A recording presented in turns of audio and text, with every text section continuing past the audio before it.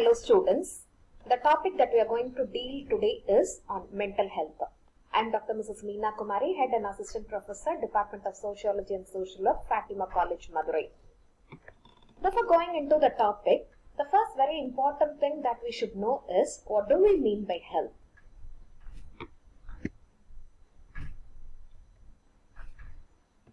The World Health Organization gave a very fantastic definition for health. It states a state of complete physical, mental and social well-being and not merely the absence of disease or infirmity. So according to the World Health Organization, health is none other than it should have three important components or it should fulfill three important parameters. The first very important thing is it should have a physical health. The individual simultaneously should have mental health. And apart from that, the most important component is he should have a very good social well-being. What do you mean by social well-being? It's very simple. How an individual is able to incorporate or able to relate with others. That's what do we call it as social well-being. So again, I'll repeat, according to the World Health Organization, health is none other than a state of complete physical, mental and social well-being and not merely the absence of disease or infirmity. So with this introduction about health, now we will see what do we mean by mental health. So mental health, for a very simple understanding, it's none other than it's the maintenance of successful mental activity. So what do you mean by maintaining successful mental activity? Here we have to fulfill three important components. One thing is, or the first very important parameter is, the individual should able to perform daily productive activities. What do you mean by this daily productive activities? So an individual from the morning till the night, he should be able to take care of his own activities in a very fantastic manner. That is what do we call it as productive daily activity. The second thing is fulfilling relationships with other. Because everyone knows that a human being or man is a social animal. So we are not living in island. We should have the capacity or we should have the ability to relate with one another in a very smooth manner. So that is what do we call it as fulfilling social relationship. And the third very important thing is whenever there is some change in and around us, the individual should able to cope up with the stress. So in order to have a very good successful mental activity, the individual should have three important parameters to be fulfilled. The first thing is productive daily activities. The second thing is fulfilling relationship with other. The third thing is he should be able to cope up with stress. Now, after having little understanding about what do we mean by mental health, now we will see the most important characteristics of a healthy mind. Suppose if we want to understand or analyze or introspect oneself, or if we wanted to have an understanding about others, these are the parameters that we can use in order to find whether we are having a healthy mind. The first very important thing is we should have a good feeling about oneself, that is a positive attitude. Suppose most of the persons know, mostly they'll be having a negative tint or negative vibes about themselves. So we have to have a double check whether we are on the safe side. The second thing is we should not be taken away by emotions. Some individual, if you say or if you take, sometimes totally, if they're so happy, totally they'll be taken away. Simultaneously, even if a little problem occurs, they'll not be able to cope up. So they have to have a very balanced emotion. They should be able to handle their emotions in a very positive manner.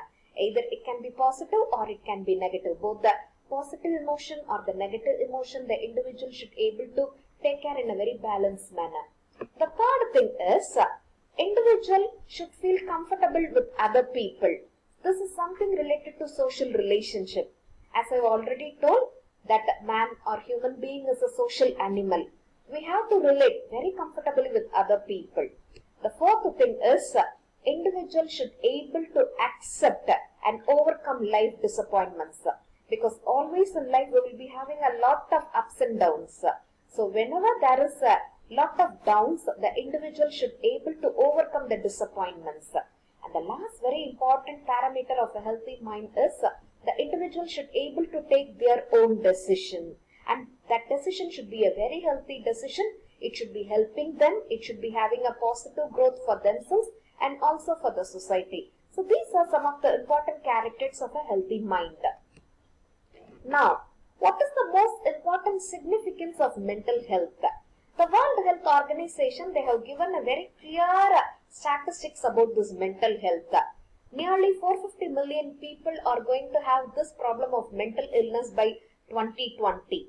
And the World Health Organization, they have given a statistics that every year nearly 1 crore people, they are committing suicide or they are in the verge of committing suicide. And to our standing thing in India by 2020, that is by the end of the year, mental illness is going to hit the top, which is going to followed by heart disease.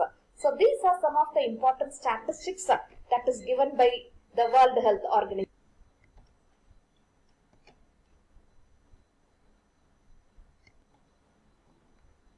The next thing,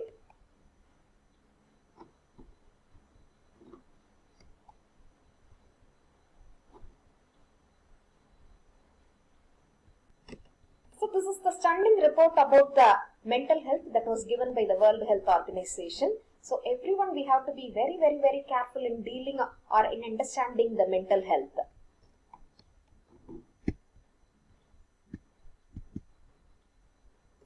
What can or what it could be the early warning signs of a deteriorating mental health or mental illness?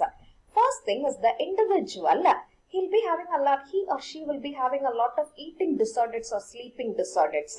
So first thing is either the individual, he'll be going on eating or totally he will be avoiding eating. He will not be taking anything, and simultaneously related to the sleeping disorders. Sometimes the individual, they will be sleeping for a long time, too much of sleeping, or sometimes they'll be having insomnia. They'll not at all be sleeping, or they'll be engaging in some sort of unwanted thing. And the second very important thing or important sign of mental illness or mental disorder is they'll be totally withdrawing. This is what do we call it as, technically we will be calling it as the withdrawal symptom. It is they'll be totally moving away from people or moving away from usual activities. Even the day-to-day things like getting up early in the morning, taking bath, just maintaining or grooming themselves, it will be a great challenge for the people who are having some sort of mental disorders. And these people, mostly they'll be having low energy or no energy. Typically they'll not be engaging in any activities, but simultaneously their energy level will be very low.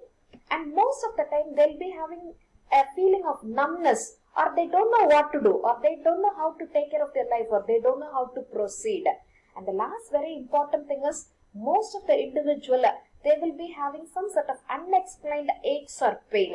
They'll be complaining one pain after another pain. Sometimes they'll be telling about headache, sometimes they'll be telling about muscular pain. So mostly they'll be having some sort of pains or aches. These are some of the important early warning signs of mental illness.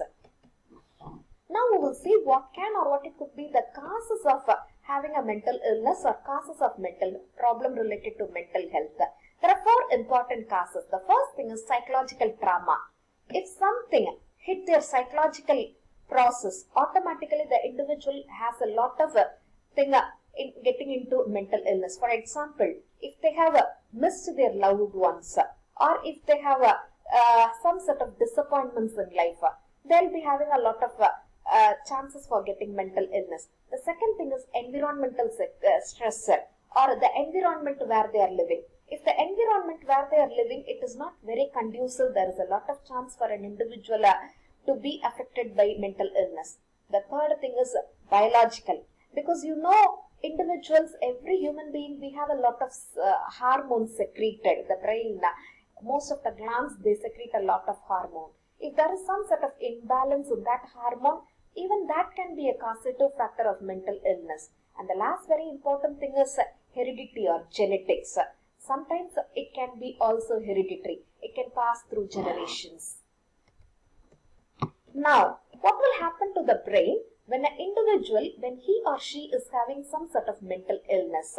So it will be disrupting or it will be affecting 6 important features. First thing is it will be affecting the person's thinking, simultaneously followed by perception, third emotion, 4 signaling, 5 physical, and the final thing is even their behavior will be changed. I'll just give you a very small example. Suppose if a person is having a little problem, which we call it as illusion or hallucination. Illusion is the first step and the second thing is hallucination. In illusion, they'll be having a phobia, and when they see, that thing appears to be that same thing for that. In Tamil, very commonly they'll be saying a palamoli. அரண்டவனுக்கு இருண்டதெல்லாம் பேய், அரண்டவன் கண்ணுக்கு இருண்டதெல்லாம் பேய், something. For example, if a person is having illusion and he has a phobia over snake, so whatever now he see, for him now it appears to be snake. Actually snake will not be that. Even if he happens to see a small thread, a small curtain, maybe a small wave, something like that, for him it appears to be a snake. So how these 6 functions is affecting? First thing is, his thinking will be totally affected. Whatever he see, wherever he see, only snake will come to his mind or snake will come to his thinking. Second thing is, because of that thinking, no, he will be perceiving, he will be seeing snake everywhere. But actually snake will not be there. There will be a very small paper, or there will be a thread, or there will be a card. But everything appears to be a snake to that particular person. So simultaneously it will be affecting his emotion. He will be having a lot of turmoils. And that signaling to the brain also will be affected. So it will be affecting his both physical and psychological system. And finally, the behavior symptoms also will be changing. Every time now he sees some sort of motion, he will be just scaring and he will be yelling, shouting. So this is how this mental illness, it affects the brain. So the 6th important function that is being affected is thinking, perception, emotion, signaling, physical and behavior. So when these things are being disrupted, we can call a person as having some sort of mental disorder or mental illness. Now what are the psychological signs or symptoms of a person who is having mental illness? As we have already seen, most of the time they'll be feeling sad or down. They'll be having a confused thinking. They'll have excessive worries, withdrawal symptom. They'll have problems in sleeping. They will totally detach themselves from reality. They'll not be able to cope up with their daily problems or daily activity. They will start indulging in alcohol abuse or drug abuse. There will be a lot of changes in eating habits.